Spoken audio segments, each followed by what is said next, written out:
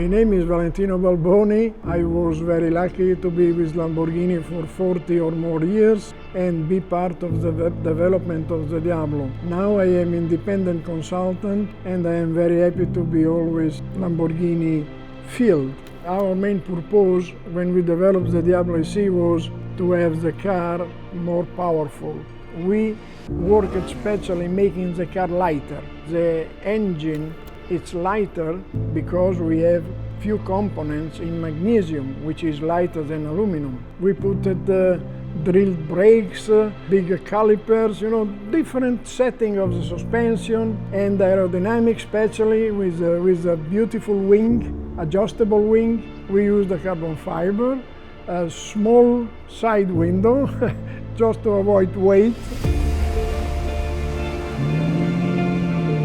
This car was delivered in 1996. Let's say it was a special order. The first owner of this car was a very, very important Lamborghini customer, a car enthusiast. So we built this special Azzurro Sirena, which is the name of his company and also the color of his corporate identity. I don't think we ever did another Diablo SE with this kind of features. Then the air intakes special. The interior was also specially designed for him. Special things on this car is that it's the car VIN number 12000. And this is the last Diablo SE we built and something that I can't forget because in terms of performance, in terms of customer, first owner especially, and then, driving the car with him when we delivered the car.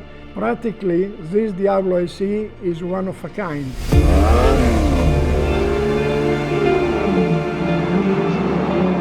I am happy that the car is now back on very good hands. I was a guest at Pebble Beach.